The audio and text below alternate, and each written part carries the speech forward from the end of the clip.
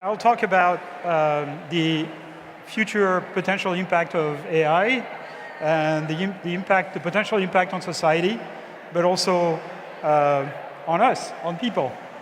So there's a big question, which is AI going to be good for society? Is it going to be good for democracy? Is it going to be good for people, for work, for the economy? And the answer to this depends on how it's used. So AI is a tool.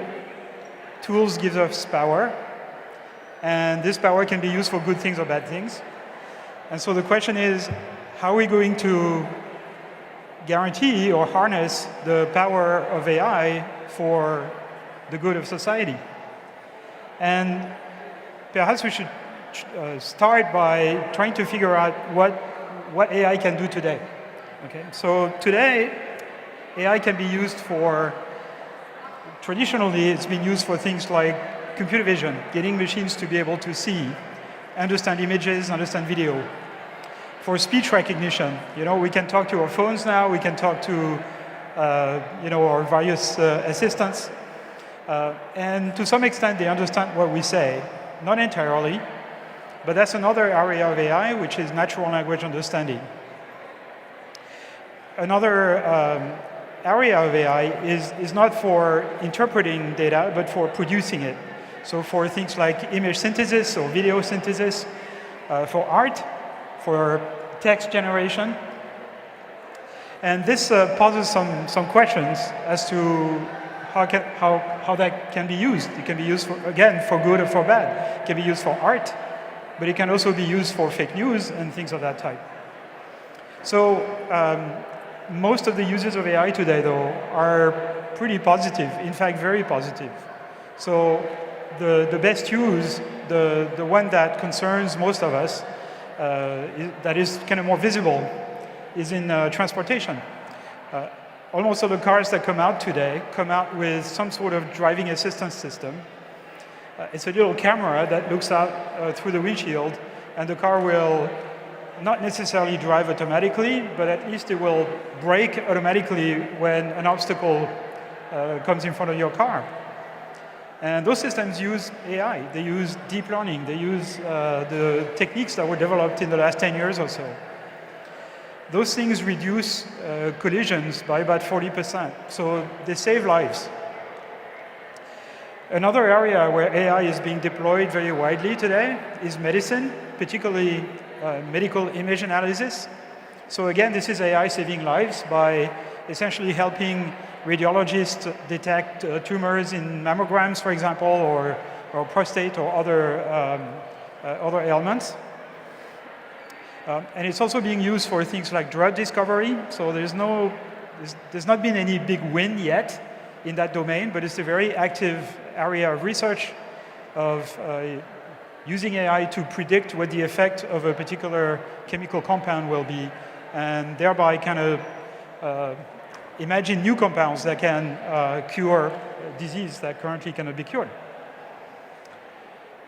There's a lot of uses of AI in environmental monitoring as well, either from satellite imaging or aerial images, but also for things like we can identify individual animals like whales, for example.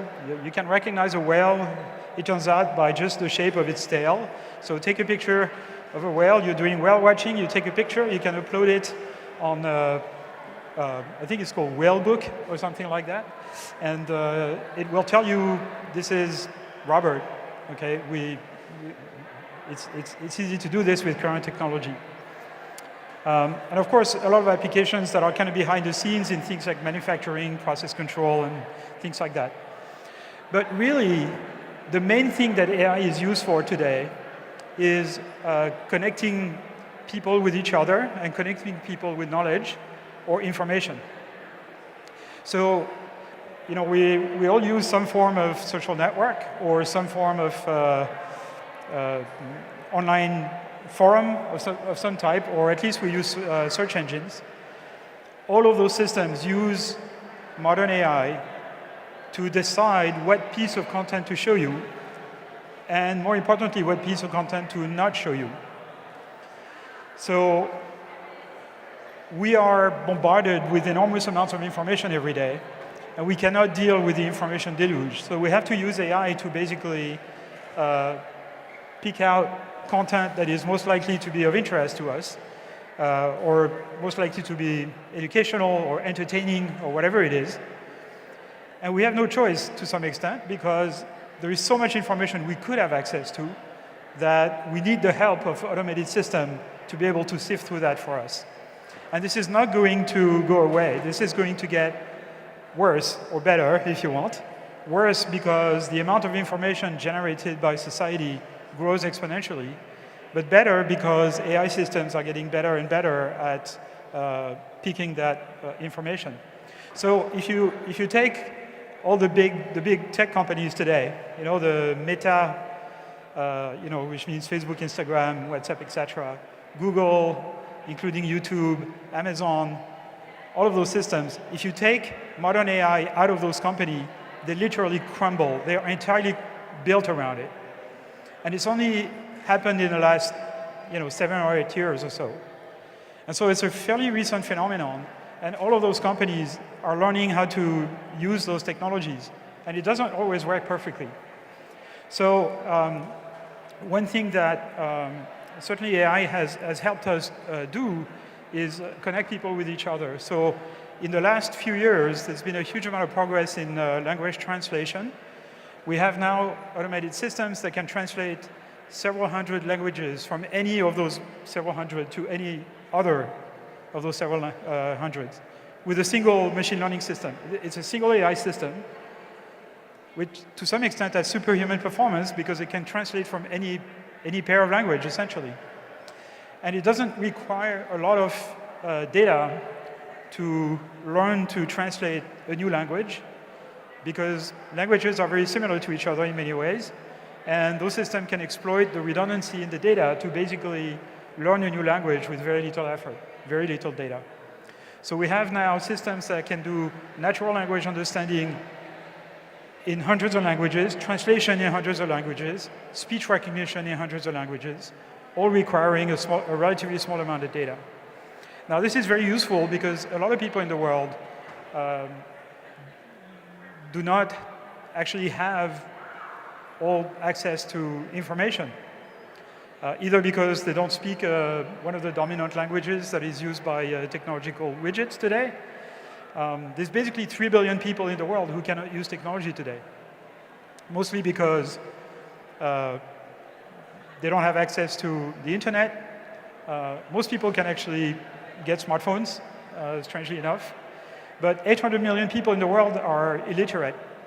And for them to use technology, it means using speech, not using text.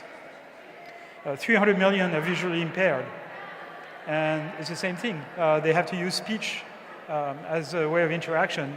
They cannot use text and sort of classical interfaces. And so to erase or lower cultural barriers, being able to translate, I think, is very important.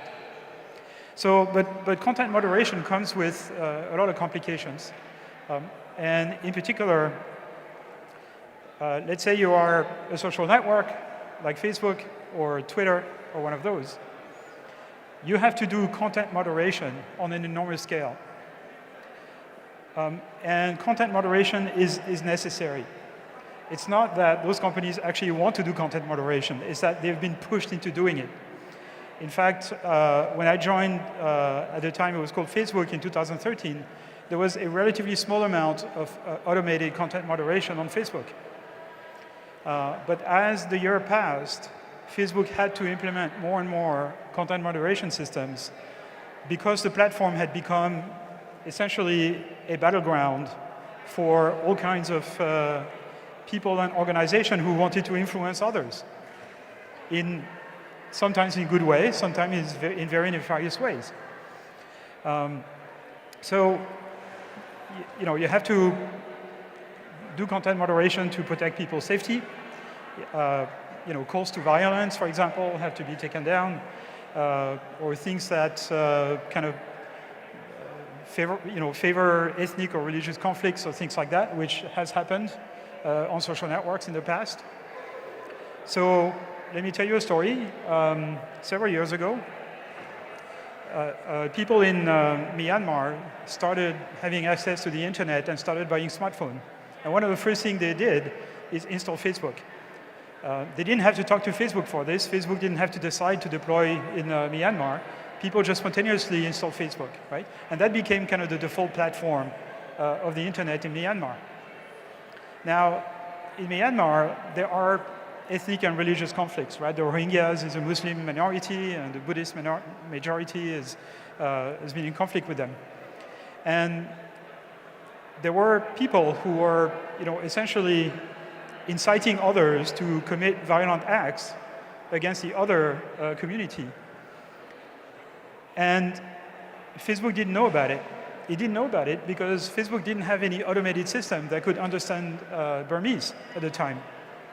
And also didn't have any content moderators that spoke Burmese because, Facebook was completely new in Myanmar.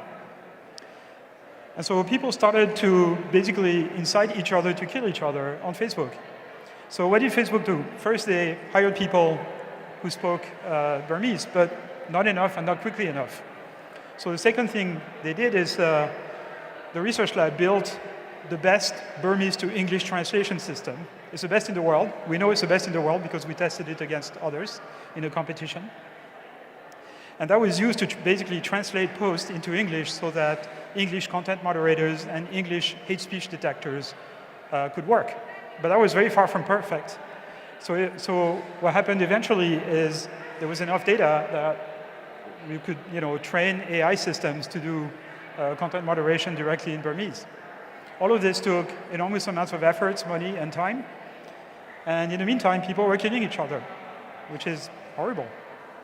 But this is one of the problems you have to face when you run a network of this type. And those things happen all the time.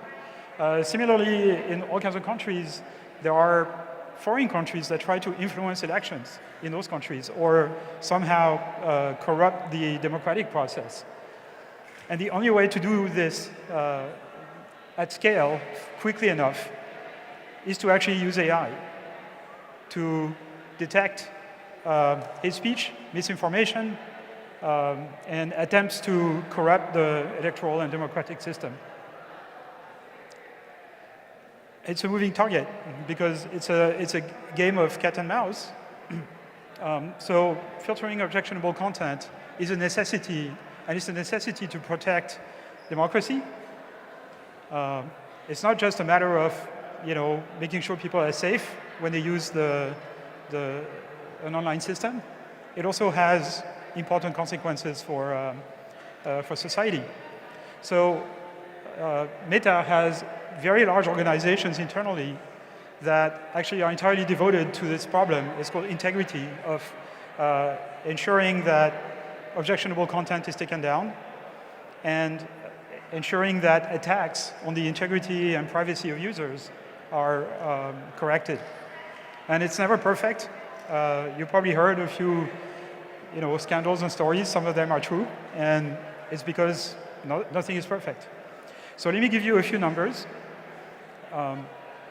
So first of all, networks like Facebook have asked governments of liberal democracies around the world for regulation of contents, for guidelines about what should constitute acceptable contents or objectionable content online, because Facebook doesn't see itself as having the legitimacy to decide that for people.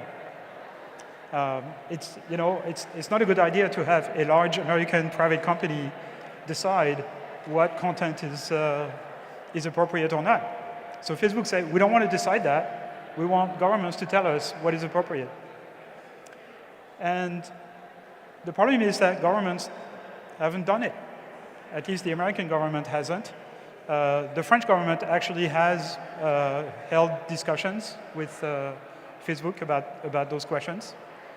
But in the absence of regulation, which were requested by Facebook, Facebook had to basically set its own standards. What constitutes hate speech? What constitutes incitements to violence? What constitutes violent content? What constitutes bullying, harassment? child endangerment,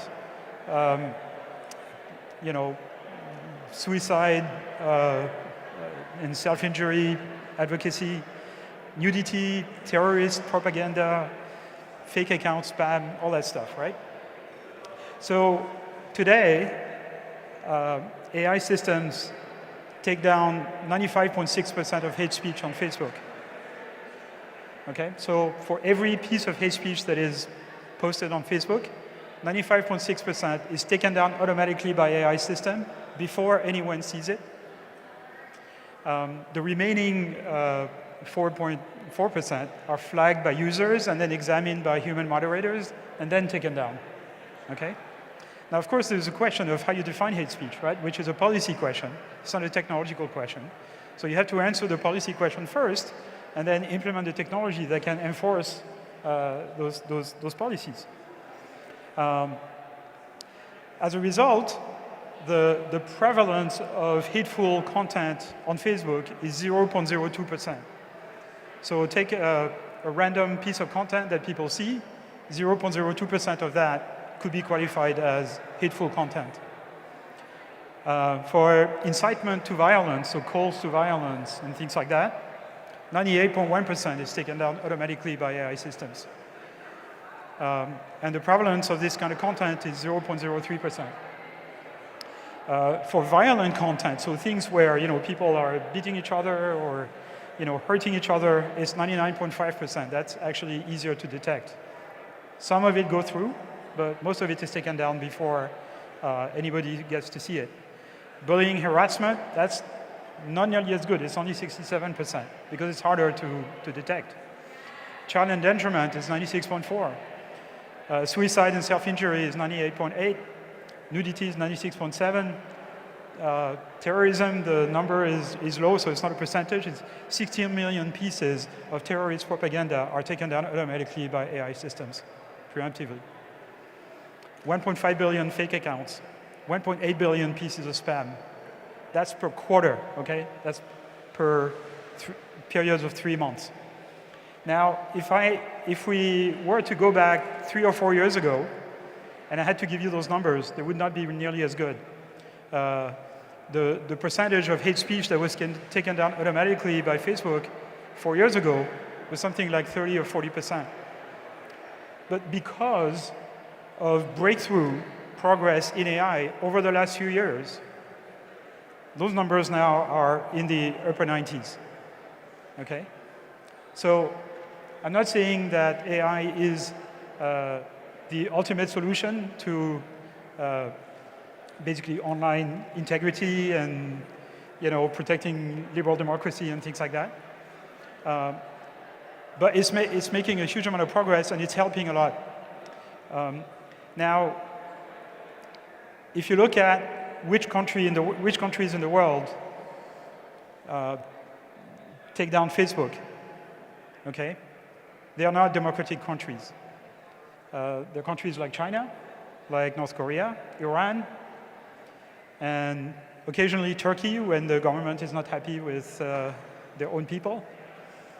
So Facebook and other social networks are actually used by popular movements, and authoritarian governments don't like it at all. Russia took down Facebook since the invasion of Ukraine to prevent people from basically accessing contrary information. Facebook was essentially tagging every piece of information from the Russian government as being misinformation or doubtful. And so the Russian government asked Facebook to stop doing it, and Facebook said, we won't stop. And so as a result, Russia blocked Facebook from being accessible in Russia, a bit like China. So there are moral questions in the deployment of AI systems. And some of them are simple to answer, but most of them are trade-offs. So how do you trade free speech with content moderation? It's good to do content moderation, but up to a point. After a point, you kind of start taking down content that is perfectly legitimate. Those are false positive detection of hate speech by those systems. And where to put the trade-off. It's not an easy question. There's no simple answer to this. And it's even less simple because it's used as a battleground for politics. So whenever there is an issue that has two sides, social networks have become the battleground for discussing those issues.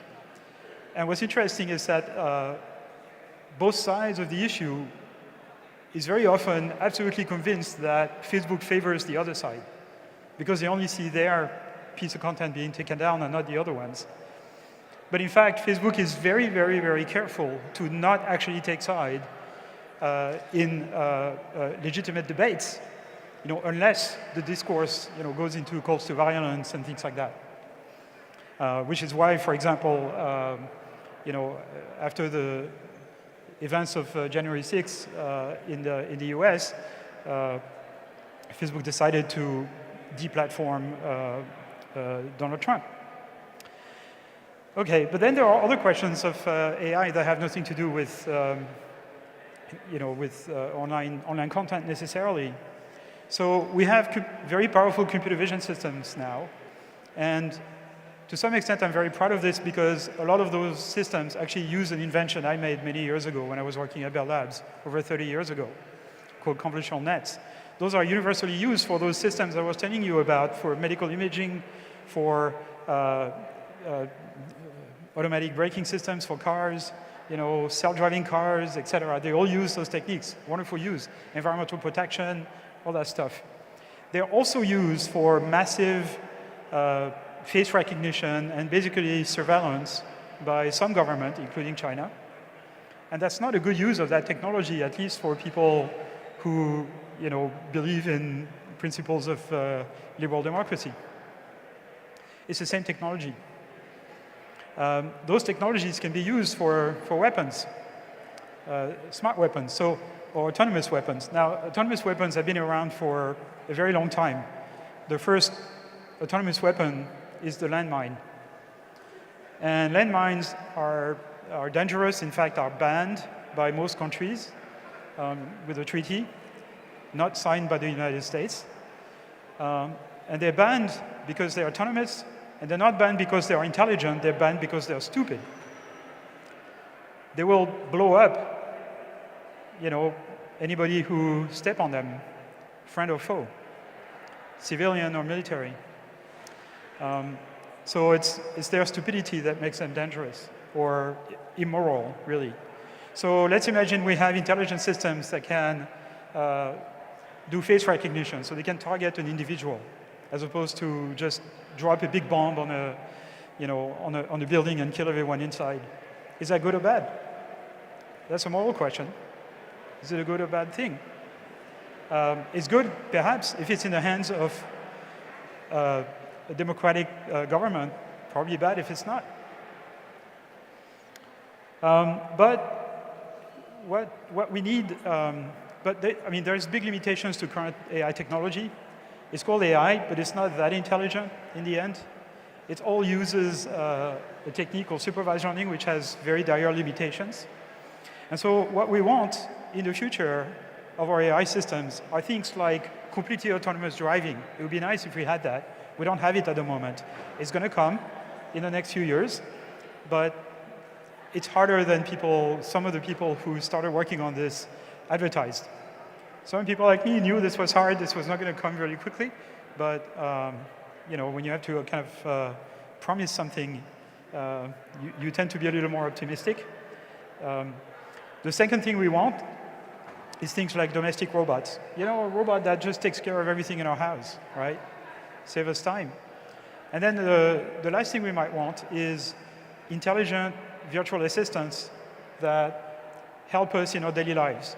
So today, all of us here are carrying a smartphone in our pockets. 10 years from now, or 15 years from now, we're not going to have smartphones anymore. We're going to have augmented reality glasses. Okay, so the computer will still be in our pocket, but we'll talk to our glasses. Our glasses will display content that will be overlaid over the real world. So if you go to a foreign country, you don't speak the language, you see a sign, the sign will be translated automatically and displayed in your augmented reality glasses. You talk to someone, and that person doesn't understand the language you speak, a translation will be displayed in their glasses, and when they speak to you, a translation will be displayed in your glasses. You'll cross the street, and your glasses will alert you if a car is coming in that you didn't see. So there's going to be a lot of things like that, and the way you will interact with those virtual assistants is that you'll interact through speech. Your assistant will know everything you do, so we'll have a lot of context about what you might want, might predict actually ahead what you might want. And then the kind of interaction you will have with it is that you'll wear bracelets that detect myoelectric currents from your arms, and you'll be able to basically have your hands in your pocket and type if you want to type, if you don't want to speak. Now, those assistants will be under control and basically filter all of our information, diet, and help us in our daily lives like a human assistant could do today. And there's a big question of how precisely to do this. So we don't have the technology for this today in the sense that we don't have machines that are smart enough to really understand how the world works. And so we're going to need to make a lot of progress, technological and scientific progress, to get machines to learn like humans and like animals. We don't have self-driving cars today, even by trying to train those machines for millions of hours to try to drive cars. But how is it that most teenagers can learn to drive a car in about 20 hours of practice with hardly any supervision? So obviously, our current AI systems are missing something really big that the human brain and animal brains actually can do in terms of learning. And we're working to discover what this is. And once we do, we're going to have sort of a new era of intelligent systems. Thank you.